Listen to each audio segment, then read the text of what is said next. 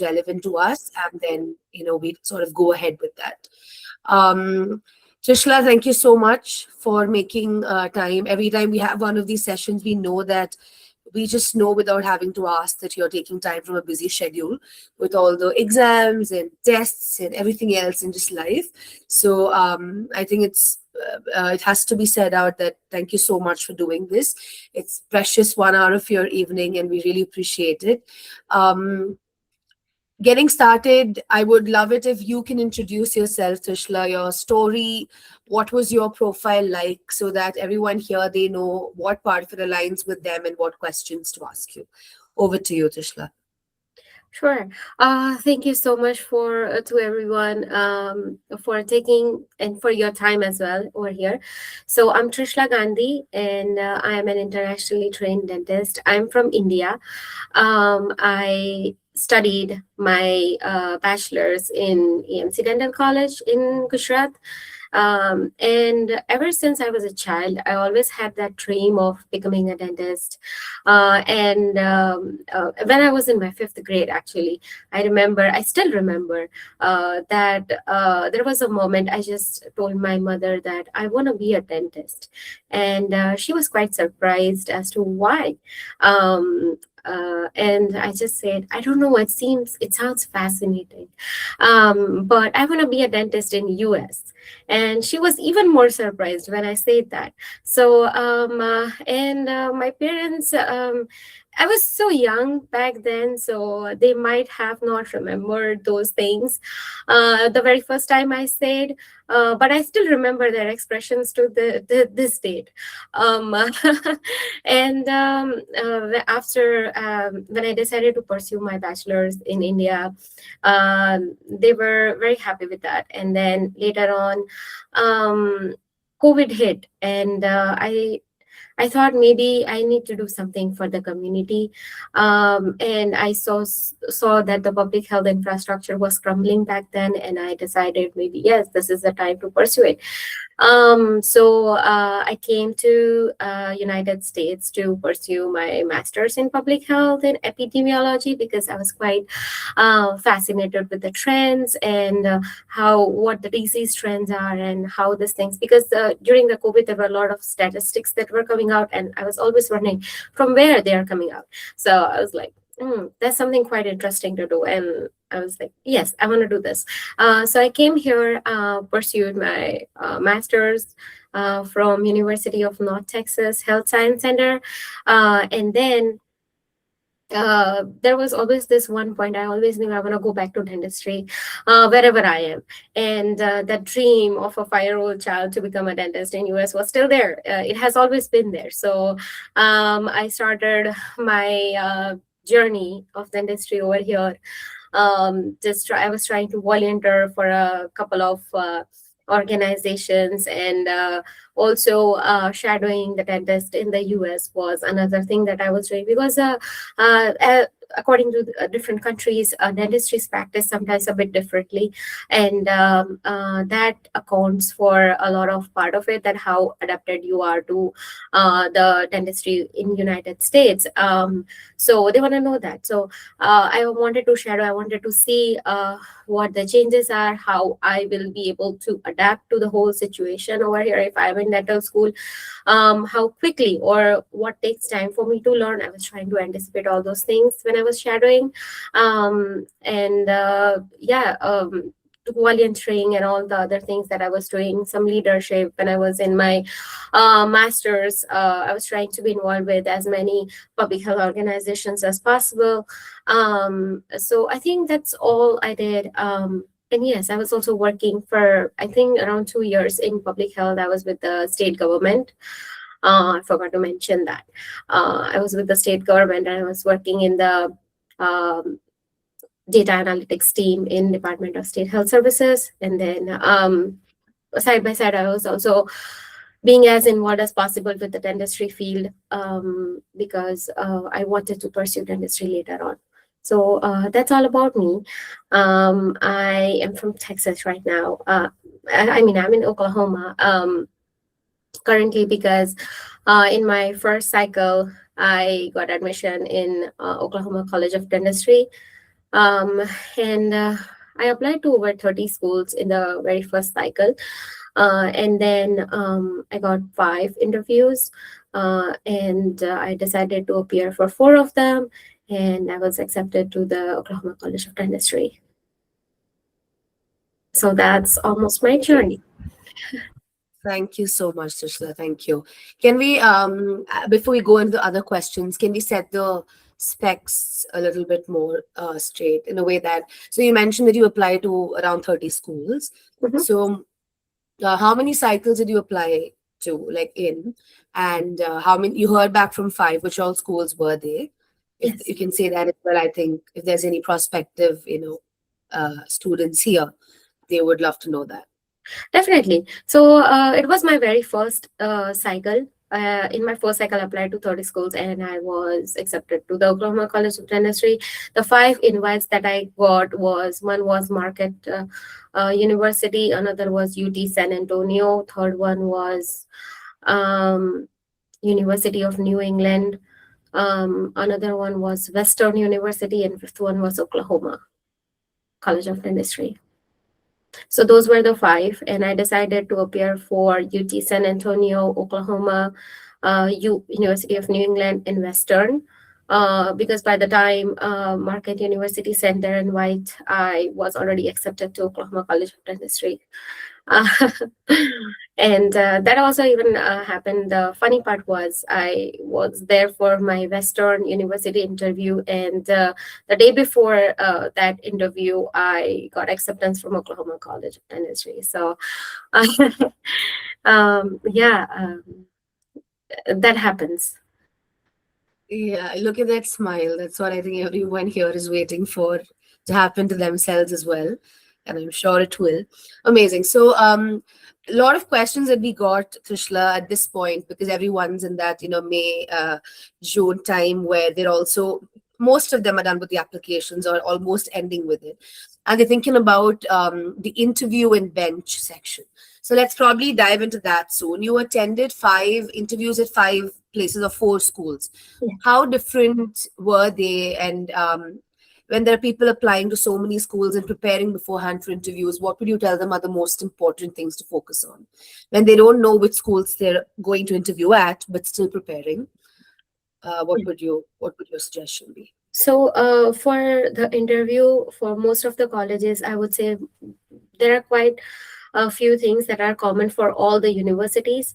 Most of them, they want a person, they want a student that is going to be disciplined, who is somebody who would follow all the rules and regulations and be punctual about their work, be professional, because this profession does require you to be professional, to know your patients, to do your research beforehand, and never come to the clinic unprepared. So they want to know all these things. They also want to see um, to what extent your hand skills are. They want to, so that's why a lot of schools have started taking the bench test as well. It's because they want to know what level of hand skills you have, and what amount of time the professors would need to invest in you to be at the same level as the other people. So they want to know all those things. They also look for a person who is also a team player as well, because you will be working in groups in many of the things, in clinics or in anything. You'll be paired up, because this is forehand dentistry. It's forehand dentistry in US. So they want to look for all those things as well. um, Somebody who is easygoing, who is straightforward, uh, professional, good with their work, good with the hand skills, who would be a good student, not an ideal, nobody's ideal, but at least a good student. And somebody who would listen to the instructor and what the professor is trying to say. And because sometimes there are so many instructions that, and a lot of things when the university starts, when I am myself in the university right now, and I feel that a lot of instructions like come all together, everything at once, mainly because the profession is demanding, and when you are in the international, this program itself is quite competitive and even more demanding, because you have so many things to be taught in the first 6 months, and you are not a traditional student, so the pace itself is, to be honest, it's sometimes it's overwhelming. So how you will be adapted to that, how adjustable you are, how much can you cope up, they look for all these things. Let's say if you can't handle simple instructions, or let's say if you can handle all those instructions and try to grasp as much as possible, um, they look for this kind of people, somebody who would be adaptable, who would try to adapt as much as possible, as quickly as possible, and they will be like very quick with the things, they will learn quickly. Not everybody has to learn quickly, but they do look for things like that. This is what I have um, gathered so far from all my interviews and my experiences.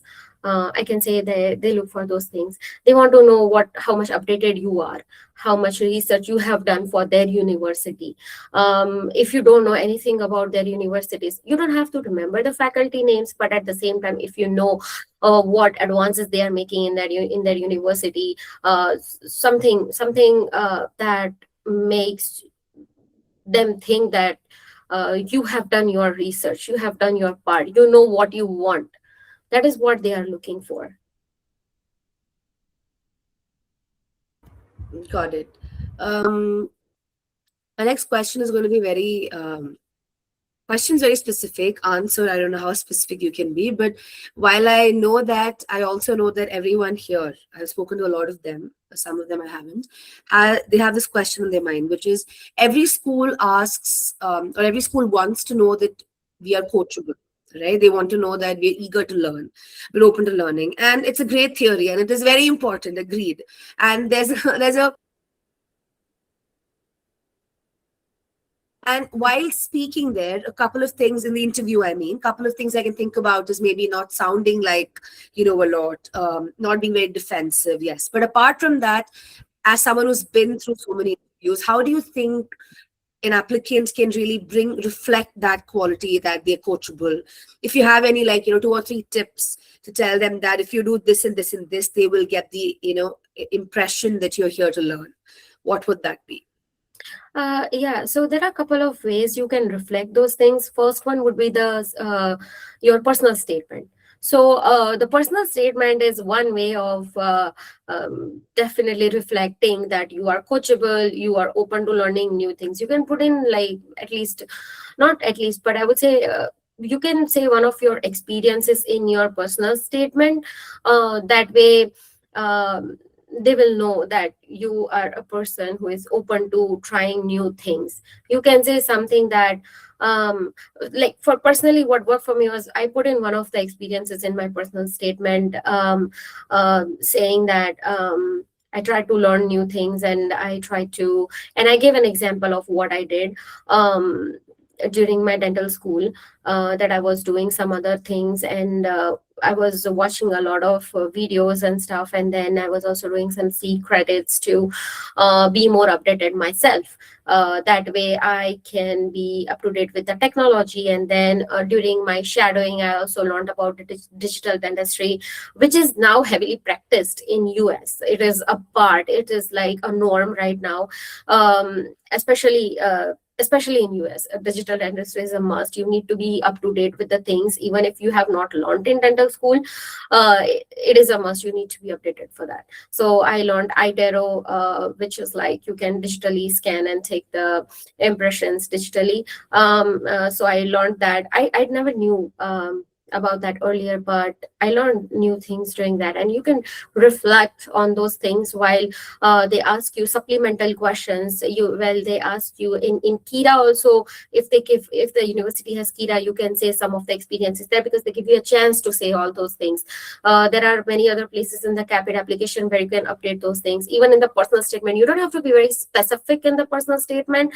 I would say that, because I was not personally, and I'm not saying that you don't have to be, but you can say like a broad spectrum answer for those things and incorporate those things. I think that's all I did to show them that I like change, I like to evolve, I'm a person open to trying new things, And I remember saying few of the Kira answers in a way that incorporated all those things, so it matches my CAPID application. So that way I'm connecting the dots with my CAPID application and the Kira interview. So what I'm on paper is what I'm there. What you're on paper is what you're when you're In there. the So it's interview as well, like I am what I say is what I am. amazing.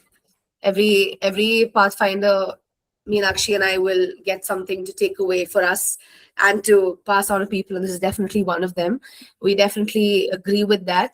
And so consistency is important, right? Being what you are and on paper, and showing them that you're evolving. And I think attitude also matters a lot. Yes. When you're at the interview, at least the impression you give to the listener, that you're not a know-it-all, but you do know. Um, your thing. So that's very important. uh, Yes, yeah, to add to that, I would say that your attitude matters as much as you want to answer the question. Make sure you also give them time to speak and listen to them well, and then you can start. Don't cut off in between because you hastily want to answer that question. That can happen because you are anxious, and it's fine. It just comes with the practice, and you'll be fine. uh, but definitely be a listener and then try to explain it in the best way possible. Be humble, be genuine, be true to who you are, is what I would say. um, if you have done certain things, be very confident about it. If you have done it, yes, you should be confident. If you have not done it, show them that you are trying to learn as much as you can. You are proactively working on that. absolutely.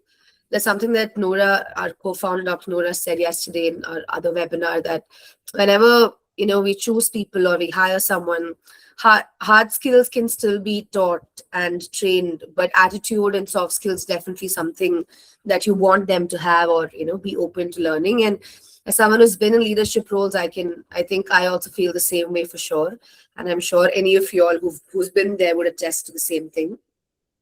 Amazing. So, how different were the interviews? You told us how similar they were, the interviews at Yes. five places, and what was the base. But was there any differentiating factor as to how the interviews were different in these five universities or four of them that you went and interviewed at? Yes. So a couple of things in how they were different. First one is the format of the interview. So all of them do have the questions given to each of the professors, but at the same time, it can be multiple mini interviews. It can be one long interview with just one faculty and or maybe two faculty in one panel. It can be a panel interview. For UT San Antonio, I remember going to each different stations, and every faculty was at each station. It was one big hall and the faculties were, but I think it was more like a multiple mini interview where you go to each faculty and they ask the same question to every person, because they are given that question, or maybe they have a list of questions and they ask whichever they want. It may happen, I'm not sure about that, but that's how it was.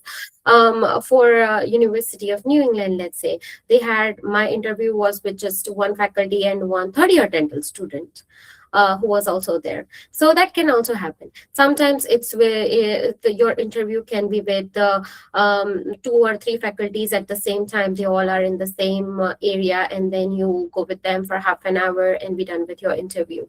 And they ask you different couple of questions. Yeah, so the format is different. The type of questions I would say are similar, but there can be certain differences in why our university, and there can be the questions that comes after you answer is what is different. Let's say that one of the professors in one university may ask that how why do you like our university, why this university, and if I answer that it's because of the advancement and stuff like that, the following question might differ. They might deviate in a different direction. They might ask you stuff related to what you have answered, or they may have even more questions about what you answer. It just depends. So those were different things, I would say. um but the questions entailed more of behavioral, Most of them were behavioral questions. The type of questions may vary, but most of them were behavioral and dental ethics and stuff like that. Um, I think that's all I would say. Amazing. Um, I'm Huh. not quite sure of the grading actually, because I never went to the rubrics, or I don't know much about that. But for Oklahoma University, I can speak that it was more like a multiple mini interview with different faculties, and they were divided in a batch of two and stuff like that. And it just depends on what numbers you are given. You are randomized, so it can be bench test first and then interview, then, or some universities like to have interviews in one day and bench test on the other day.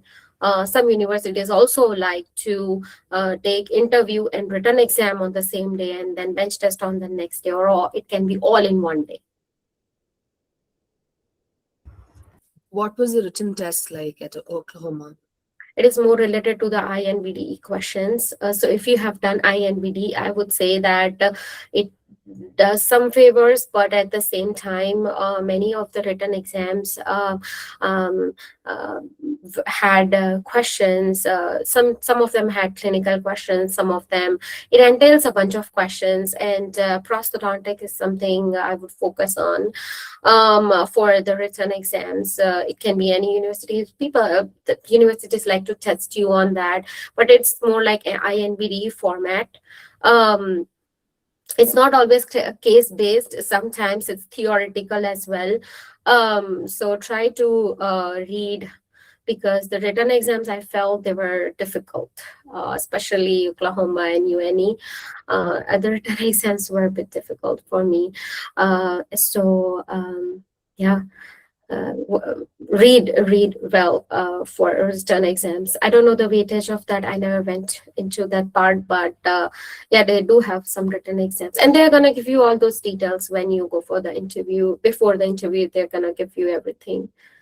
They won't give you the topics they're gonna ask, but the details of the schedule. Amazing. Um, One thing that everyone's very excited about, and we got questions about that as well, is of course to know more about Oklahoma, right? And because we've got you here, and we want to know insights about someone who's been inside the place, and the more than insider information, it's about insider experience. What is it like being the university? So first thing that we would love to know is the cohort. What are the students there like in terms of demographics? Are there people from different countries? Like you have masters. Do other people also have masters? How is that like? What is Uh, the mix like? Yes. So our cohort has a lot of people from India, Pakistan, and also from Guatemala and Korea. I would say it's a blend of people. At the same time, in my cohort, I think I'm just the only. I think I'm the.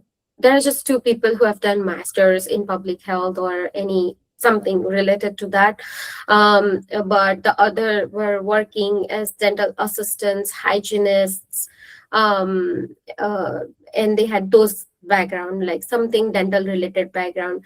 And the trend nowadays I see is that a lot of applicants are whoever are getting into the dental schools, they are more get related, they have been related to dentistry for long, working as dental assistants or hygienist or any of that area. um, that's because I don't know why, but the trend nowadays that earlier there were many people who used to do masters in public health and used to get into dental school, but and some of the prerequisite of some of the schools is also that you have to do a masters in public health, but nowadays the trend is changing. That's what I've noticed so far. But our cohort is more of related to the dental field, their background, especially in US. They were working as assistants, hygienists, stuff like that.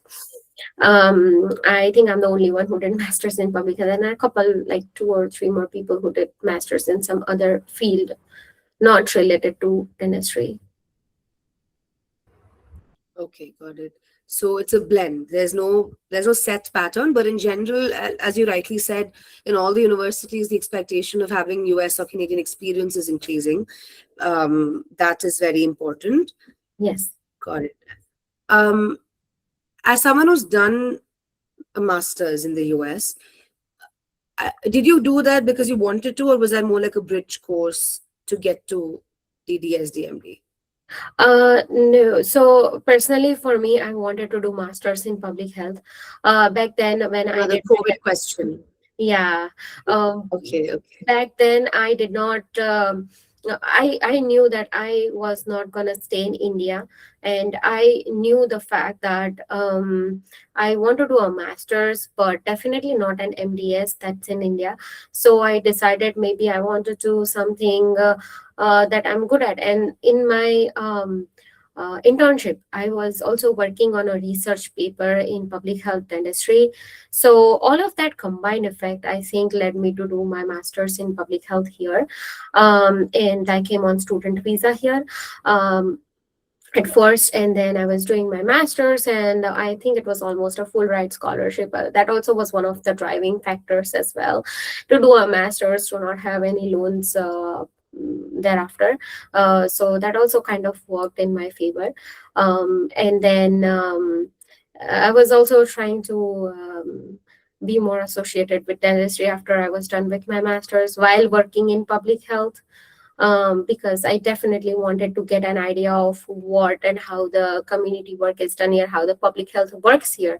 That definitely, I would say that public health has helped me in a way that it made me adapted. I used to work for the government, so I know the things and how they operate. And there are many other aspects to dentistry that I have learned in public health, and now I can relate with them. And sometimes it's more research related because I did a lot of research in public health. So that also helps me. Sometimes it's just plain writing something, or being in school in US give me that experience of doing dentistry over here in US. It just, I already knew how the things work. I just had to see what the syllabus is and get started with this. So it gave me the edge in that area. The hand skills, I did some bench courses, and I was able to cope up with that in some time. So it may you know things, but then doing masters in a university in United States gives you like a mock test of what to anticipate in for the dental school, because most of the structure is quite similar, not dentistry related, but at least it's similar. It's very similar. So you already go through that stress once, and you're like, for the next time when I'm doing, it's okay, I have done this before, I can do it again, something like that. Got it. I know this question is not as relevant to you because you wanted to do MPH for a reason, right? But still, just someone being in this community now, you're meeting a lot of people day in and out. So, from that experience, secondhand experience at least, a lot of people here, they're wondering, a lot of them have applied for multiple cycles and now they're at a dead end. And a lot of them are thinking, should I do an MPH or, like an analytics program or something like that, just so that I will get that opening into the schools. So if someone's thinking that, what would be your own suggestion or your personal opinion about it? Is it worth it? Should they do it? What do you think? I know it's incredibly hard for people who have been in this process, because this process itself is quite gruesome. And being through that, I can say one thing is, if you want if you want to get your increase your chances of getting an interview and invite from a dental school, do something that will enhance your application, not just because you want to show them that you did something just for the sake of doing it. Be genuinely interested in what you do, so that way you enjoy. Because if you do just to put it on your resume, there are a couple of C credits that you can get and not have that experience. But at the same time, if you get that experience, and if if you can modify your um, uh, personal statement, or there are other, if you look at your application, have a second set of eyes to look at your application to see where the things are missing, or something that you might not have noticed, or there are nothing missing but you just have to put it in a good manner to project it. Or and whatever you do, make sure that you like and it's related to your application, not just for the sake of doing it. Because if you get into the masters and you don't like it, I'm pretty sure you are not going to enjoy any moment of it. I have done a masters, and the one thing I have realized it, I did not anticipate the kind of SQL queries and SAS codes and the coding that I was going to put myself into. I did not realize that until the first semester started, and the first day the professor said like we are doing coding, and I absolutely had no idea that what am I doing. I know that I enjoyed it, but the it was quite a shift, to be honest. It was a huge shift for me, and I was first 6 months were interesting in a way, for a person coming from a dental background and doing this. And interesting is not the correct word, but I would put it as interesting here. So you see what you are putting yourself into. That will work out for you. That's all I would say. And do things that you think you will enjoy, you want to learn. Ponder on the things that you feel that I like this. Take some time, make a list of the things you feel you want to learn. Then figure out the ways. There are many resources available. There's plenty of resources available. Talk to someone who is in that field, and maybe you will get an idea of what you want to do. Go to some conferences, talk to people, see if that works out for you. You don't definitely always have to spend huge amount of money to do certain thing, because there are plenty of resources, C credit, stuff like that available. I'm not saying you have to do a C credit, I'm just putting out an example. But you can do all those things, and I'm pretty sure your application will look enhanced. But have a second set of eyes to look at your application. I had my husband by my side to look at my application, to read my personal statement that I wrote myself. And it kind of helps, because sometimes you don't see certain things, but the other person sees it. So make sure that the person who is checking your application, you know them very well.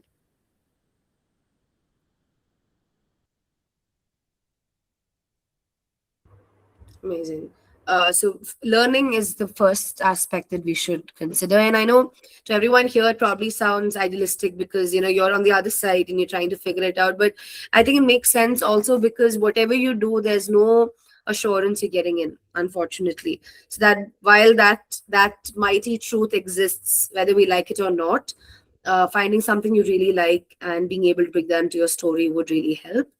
Um, let's move on to bench, Trishla, because that's again something that people are wondering about now because the time is approaching. Everyone's trying to figure out where to coach. So, how did you give any bench exams in those universities, and did you go for any coaching? How was that situation for you? Yeah, definitely, I can talk about that. So the four universities I went to for the bench were Oklahoma, UT San Antonio, University of North England, and Western. All four I went to the bench for. And so first, after I got my KIDA interview and I gave that, I decided that I want to prepare for the bench test. And it was around this time, I would say. I think it was earlier in April, and I decided that I should order all the materials for the bench. So I was just seeing a couple of resources and trying to figure out things of how to set up a bench test. And I set it up myself, ordering things from a couple of places. And then I went for the in-person bench test course at Dr. Shalini Dhasma. She's since I'm from Texas, and it was quite near to my house. I wanted to go for Stevenson's. But Dr. Stevenson's slots were almost full by the time. So book early if you want to go, book early because the slots fill out fast. Everybody wants to take their coaching and it's expensive. So the flights and all those logistic stuffs is also something that you should consider, you must consider, because the bench test scores are expensive. So I took that course for 5 days, 5 or 6 days maybe, and then I started practicing on my own, and I was taking some pictures of my preps and sending it to Dr. Thasma. She's an amazing lady. I I think that the bench test course, if you take it, it gives you the edge. Wherever you take it, it's gonna, I'm not promoting anything, but at the same time, it gives you the edge because it tells you what you need to do, what you shouldn't do, what the critical errors are, where and how you are gonna get graded for the stuff. Because those are the things I know. I'm sure you have done thousands of preps and thousands of cavity preparations. I'm sure about your skills. But at the same time, you don't know how it's done in this country, how it's graded in this country. So that is one aspect everybody should look into, because here there's set standard, there's set rubrics that they follow. So you have to be very sure. Even though it's ideal, sometimes it does not fall under the rubrics and it can be some kind of an error and you might get your points cut. Or it can be a critical error. You feel like, oh, that's fine, but I will not do it in patient. But in the rubrics, it's a critical error. So all those things, when the other set of eye looks at it, they're gonna grade you on that. And now you know, now you're aware of the rubrics, now you are aware of how the things are done over here. Most of the bench exercises are quite common. They are the crown preps and cavity preparation, stuff like that. Most those two are pretty quite common, and maybe a restoration, maybe not. I think I would say that restorations are also quite common. And the materials are provided by the universities themselves. You don't have to take anything unless they permit you to bring your own stuff. That is there. Don't worry about those things, that will provide everything, but you should be aware of how to use things. Let's say you might be acquainted with Toffelmar, but then I'm going into very specific things, but I just want to put it out here. You might be acquainted with Toffelmar, let's say, for example, but at the same time here for the composite, they use Palodent. So, or maybe they may use Garrison. So, watch videos. If you don't have it accessible, then watch videos of how to do it. So maybe in the bench, when you have seen the video, you'll be able to do it. It's very simple, but then in the bench, when you go and you see new things, sometimes the panic enters the room, and then things go different ways. So practice is something I would say is must when it comes to bench test. And exercises are common. Crown preps, it's going to be crown preps or cavity preparations or restorations, but make sure you follow the rubrics of it. The rubrics are very important to follow because they grade you. There's no bias, it's randomized, but they grade you according to the rubric. So if you fall in the critical error of the rubrics, there you go, it's 6.5 out of 10, So, and there's some other ADEX criteria as well that they might use to grade you. So it just depends on university. They are going to give you the rubrics when you go for the bench. Some universities are genuine enough to give you the rubrics before the interview, and may also give you the list of armamentarium they are going to provide. Some they won't. Until you go for the bench, you will know. That's a surprise. So it depends on university. So be prepared for every possible instrument that can come. But at the same time, most of the instruments are quite generic. Are really generic, the basic instruments, the basic burrs, handpieces that you have used. If you have any questions, they are always there to help you out. So they're very nice, they're very genuine, they're very nice about it. And they calm you down, they make you feel at ease. So don't worry about those things as well. You'll be taken care of. That's all. That is one thing I would say. They're very nice. The faculty here is super nice, and I'm just not just talking about Oklahoma. For all the bench I have been there, they have been super helpful and nice to every student. So, and they will calm you down if they know that you are under pressure. They know you, and they feel for you. But at the same time, they wanna test you according to their standards. They know that you are a dentist from other country. They respect that, but they just want to look at your skills. That's it. That's really reassuring that they'll be there to calm down. And I think we've heard this repeatedly before, at least about UTHSA, Buffalo. Certain schools, they scare you a little bit, I think, but they also are there for you when you need it. So, like you said, it's about testing and finding that balance. We have a few questions, Trishla. Right now, we have Dr. Navjot, who's raised her hand. Navjot, do you want to unmute and ask? And after this, Akhila, you can go. Yes. Yes, Navjot, thank go. you, Meenakshi. Hello, Dr. Trishla. How are Hi. you? Actually, I wanted to ask that there are many birds that confuse me a lot, like in every crown preparation. And I just want to use those which are available or made available at each school so that I don't have to think. Yeah, sure. So, the couple of burrs that for the crowd preps, as you know, there's one gonna be the shoulder burr and the chamfer burr and the interproximal needle burr, right? Those three are the main, and then the one is gonna be the football burr that is quite common, that you use for, those four are the very common burrs that they are gonna give. They might give a couple of more, but if you're not familiar with a burr and you have never used it in your life, bench test is never a good time to try those. Don't try it unless you know how it cuts, Okay. to what extent it cuts. And for the cavity preparation, 330 and I think number 245, but I always use 330. I mean, no matter what. I will always Okay. use 30. So I use the burrs I'm comfortable with, and those are very generic burrs. Even Dr. Thasma, when I went there, she gave me those generic burrs, the one that I talked just earlier. Those are the only words that she gave, and I practiced with that, and I was absolutely fine with it, because most of the universities gave that word. Not most, all the universities, all four universities gave the same words. Because Okay. they give generic words. They will be genuine enough to give you the whole burr box, but some universities will give you the packet, burrs in the packet. So you have to open that packet, pull that burr out, and you can put it in the burr box. So that can also happen. Not every university will give you the whole burr box made right there. They will give you it in packets, and you have to open it and use it. Okay. Thank you so much. Of course. Thank you, Navjot. Akhila, yes, go ahead. Hi. Hi. Your audio is muted, Akhila, so we can't hear you. You can unmute your audio first. Yes, there Yeah. you go. Hi, Meenakshi. Hi, Flame. And hello, Dr. Trishla. Hi. So, I'd like to ask about CE credits. Do you think online CE credits are preferable over, like, if they're available, or are they valuable or not? Like, do I take them if they cost me money? Should I invest in them?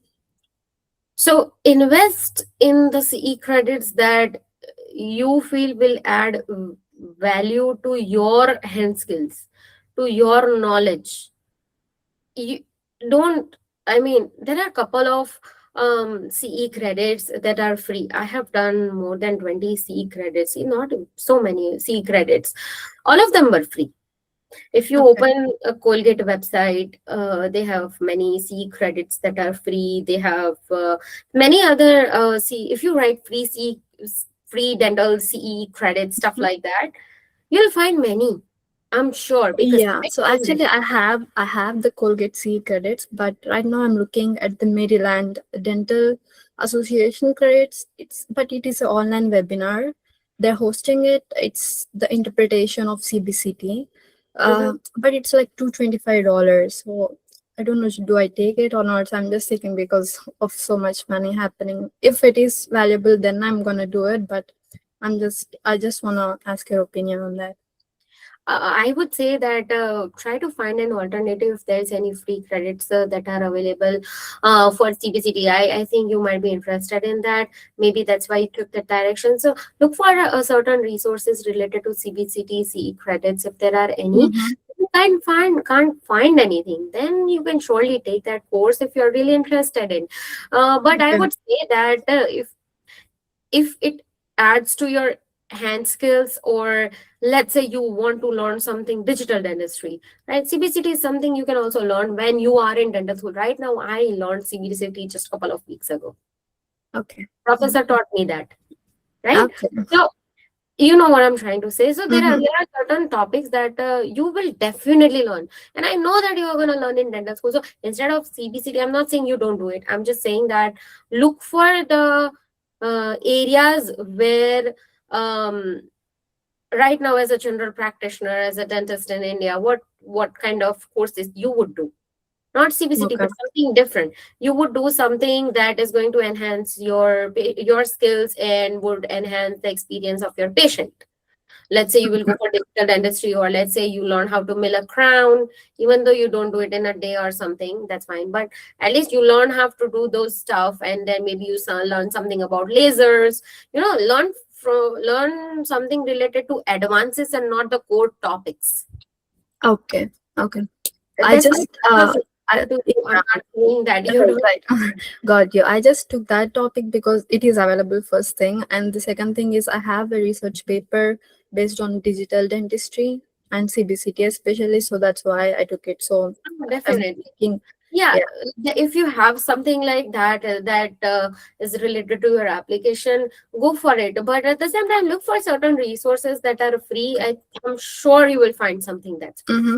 Thank at you. first, because this cycle, it's taxing, it's expensive. So look for the try to distribute your finances accordingly as well. That's one aspect of this whole cycle, right? Okay. Thank you. Thank you so much. And congrats. Thank you. Thank you, Akhila. We advanced to bench and interview, Trishla, but we forgot a very common question that's usually asked, which is the letters of recommendation. So when you applied, because you have a master's program in the US, you have your BDS, and you would have shadowed or done some kind of, have some kind of experience in the US. So which was the combination that you chose to submit for those 3 letters in the CAPID portal when you applied to DDS DMP? Sure. So the first one was the dean of the college from my home country, and then the second one was the professor from my dental school in my home country, and the professor was somebody I knew, somebody I had contact with, somebody who knew me. And was generous enough to write a letter of recommendation for me, a faculty. It was a faculty member, and then the third one was from the dentist in US, the one where I shadowed. So whenever you go for shadowing, do ask that, will you provide at the end of when I shadow, will you be able to provide? Don't ask on the first day, but put that thought somewhere along the way that you will need a letter of recommendation from them for your dental school application. Okay, so that is one thing. Sometimes not when you shadow the letter of recommendation, some may give, some may not. So you have to be you have to also ask along the way that will they be generous enough to take some time out and write a letter of recommendation for you or not, um, because you are applying for dental schools. So communicate those things clearly with them, with the dentist, whoever you are shadowing for. Makes sense, because that's definitely something that we want. And asking for a favorable letter of recommendation, that's something that Nourah also keeps saying. Talk Exactly. about that so that they also know that you're, yeah, Yeah. interested. The And the dentist that I shadowed for was so sweet, was super sweet. She she told me before, like, she just, I didn't even had to ask. She just said that I'll write the letter of recommendation. I know you have been applying for dental schools, you will be applying, so that's fine for me. Just ping me whenever you need that. And she was very genuine. So you have to put it out there. You have to ask that. I hope the others are also as lucky as you in getting that right recommender, because I know that's like a major pain point for a lot of people. Yeah. Amazing. So if just before we move on to a couple of other general questions, if you were to sum up things about Oklahoma, right? There's anyone applying here to Oklahoma, or they have like Oklahoma is their dream school. If there's any like top 3 things that they could do, could be small, could be big, but 3 things that they could do in their application, documents, or interview or profile, anything to get into Oklahoma, what would they be?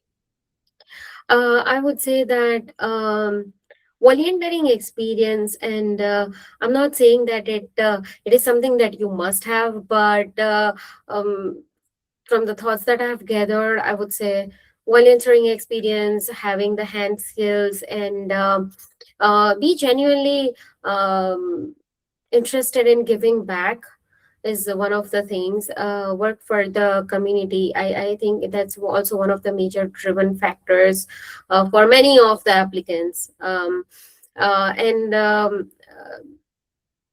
What else? One thing I would say, the professors are amazing there.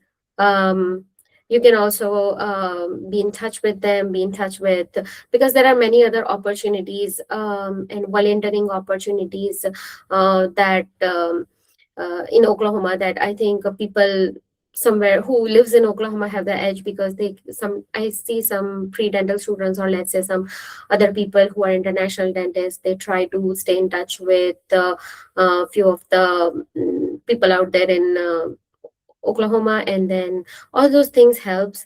And at the same time also be updated about the advances that the university is making.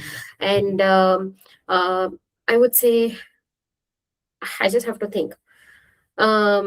Yes, since it takes bench test, be if you get invited for the interview, prepare well. um, it's a very nice school, and has a lot of opportunities for you. Definitely definitely an institution who would teach you so many things, because everybody comes from a different level of skill sets, and they understand that. So that's all I would say. Be on the top of your game, be confident, but be humble. um, Listen well, and whatever you do, um, be genuine about it, is one thing I would say. Your application reflects a lot about your personality, and is one of the most important things they look at to call you for an interview. And they go through all of your applications, the admissions committee. So um, uh, they like people who are consistent, who are generous, who are good at heart, who are confident, and have the hand skills, and are a good person in general. That is what it matters, right? You have to be a good person. You can be professional, but you definitely have to be a good person. You have to be kind. So those are the things, those are the qualities I would say. If your application reflects that, definitely you are there, you're almost there. 100%. I think I like that. You have to be professional, but you also have to be a good person. You have to be kind. What is the patient? What is your clinical exposure like in Oklahoma once you start clinics and all that? Yes. So so for the first 6 months in Oklahoma, it's the boot camp. So you will, all the time you will be in the sim lab, or we will be giving some exams or lectures and stuff like that. It's quite intense for the first 6 months. And now I am almost at my finals right now. My finals end next week. So after that, probably in summer, I will be in the clinics. And there are certain RVUs or something like that that we have to gather in the 2 years. But definitely, I would say one thing is all the patients out there are amazing. There's good patient to student ratio as well. You get enough patients. You don't have to never ever have to worry about the patients, that they are always going to be there. Your university always make sure that they are there. One other initiative Oklahoma is taking is about the mobile dental units. So it has started. So you can just Google it up and it's right there. So that's one more. And there's Mission of Mercy if anybody wants to volunteer for that. Now that I remember, I forgot about that. Mission of Mercy, I think it happens a couple of times. I'm not quite sure, but it does happen. That's something that you can volunteer in, not as a dentist, but even as a dental assistant, something like that, whatever you want to do. And then the clinics I am yet to enter, like is I think in June, I would say we have been allotted, but I'm yet to go to that stage. Maybe in June, July, I will. So it's going to be amazing. I definitely know that the university makes sure that you have enough patients to work on, and you they will help you get what you need. If let's say that you have certain crowns to complete and your partner has done a lot, or let's say some other people have done a lot but you didn't get any, so they will make sure that that gets allotted to you, so everybody's at equal level, not equal but almost at the equal level, and they will make sure they will help you out. They are there to help you, they are there to guide you. They are very professional, and at the same time they are very kind and generous to you. If you have questions or concerns or anything, they're always there to help you out. That's one thing I would say for Oklahoma. So the professors are amazing, I would say that, because I learned so many new things about it. Amazing. I think this is like the third or fourth time you're saying it. So I think, and it's unprovoked. So for Yeah. sure, there's something that you genuinely feels. I like that. I'm glad that you're in a place where you feel that. That's very important. Um, so for someone who is who wants to see more patients, more clinically oriented, I can say that Oklahoma has a lot of like a really good exposure, and they make sure that you are at the top of your game. But if you're someone who's slightly research oriented, or you want to give back a lot and be part of community initiatives, is that also something that Oklahoma provides a platform Yes. for a student? I'm Yeah. sorry to cut you off, but yes, because recently we had scientific day. So it is a day where the students do the whatever research they have done. They do the poster presentation for, and it's a very big day. The entire school is there, and people get to learn about your research and whatever poster presentations you have done. The faculties are somebody who would support you for that, because research is being done here. And a lot of students in the scientific day, I saw it was my first scientific day to attend, but it was an amazing experience. And it's a photo that you can always explore more on once you are here. And what was the other thing you asked? I'm sorry, I forgot. Just like research, about community service as well. If there's Community anyone service, who's yes. interested. You mentioned, I think, Mission of Mercy and Yes. all of those initiatives. There's many because once you're a part of the school, you also get to be a part of ASDA and Oklahoma Dental Associations, and all the many other organizations, and maybe there are so many volunteer opportunities out here that if you want to do, and they have this whole platform where they post the volunteering opportunities as well. So you can just go through that and see which one you are interested in, and every now and then the student affairs emails that there is this opportunity, or some representative from organizations email saying that if you want to be a part of this. So you will have plenty of opportunities in that area, I'm sure.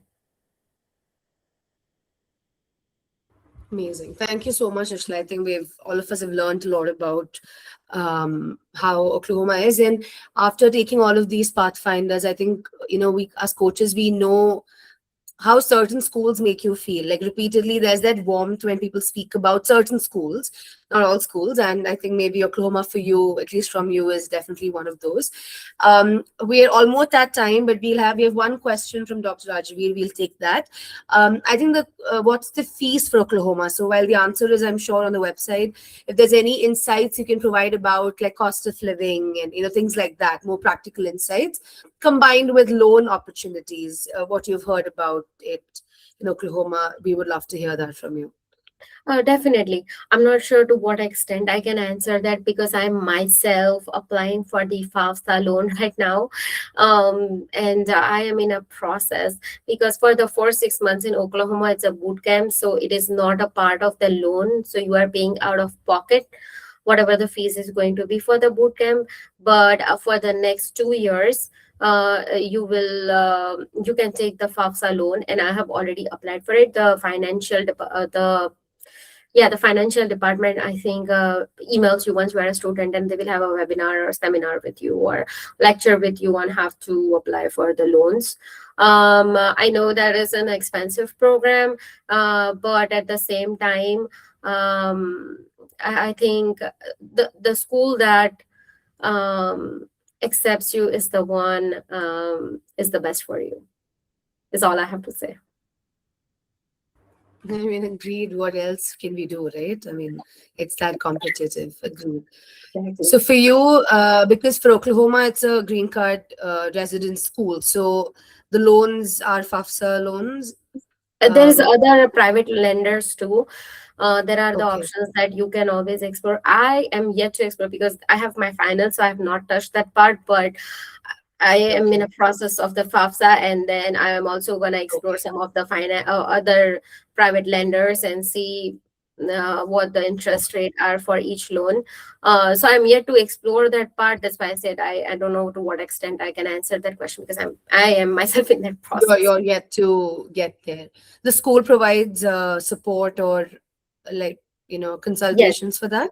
Yes, Yeah. yes, they have the calendar where if you want to meet with them online or in person, you can book that appointment of half an hour, and the financial advisor will be there with you, and you can work with them. You can ask the questions. They are there for you. So, and I have myself scheduled 1 or 2 appointments, I think, with them, because I was confused about a lot of things. And yeah, they are there, so most of your questions will surely be answered. um, I'm sure they will be. Amazing, amazing. I misspoke earlier. We have one more question which I missed That's out in okay. between, so that will be our last.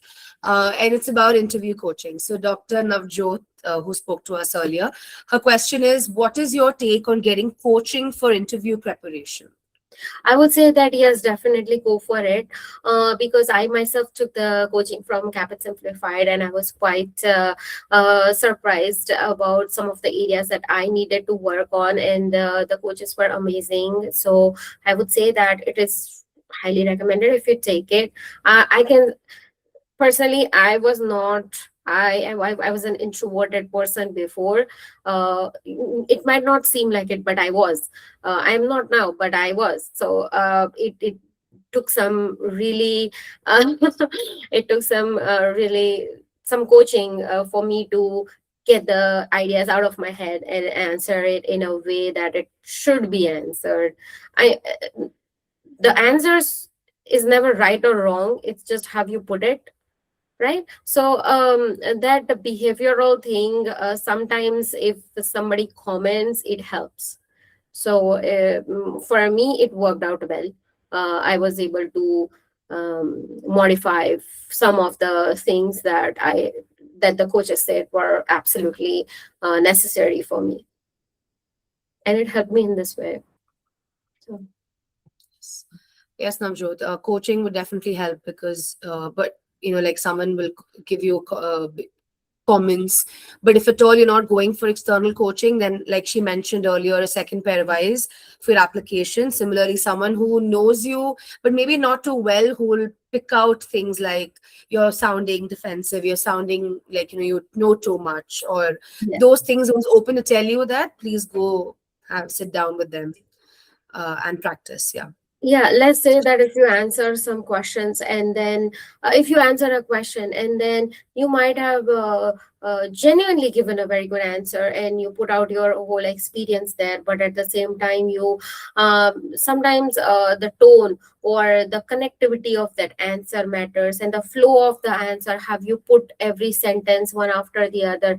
It's not about memorizing the correct answer, it's about have you put it the order, the sequence when you're trying to tell a story, because other person knows nothing about you. Even if they know you, they want you to say that out loud because they might not remember on the top of their head. There are many applicants.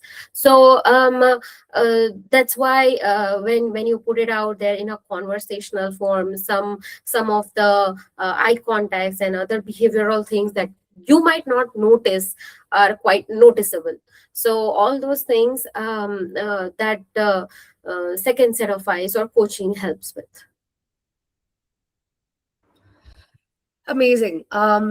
Thank you so much, Trishla. I think we've covered quite a bit about the application and about the school, which is a major part for everyone who's trying to figure out which school to apply to out of the entire list. I learned a lot myself, especially about Oklahoma, and I really appreciate that as well.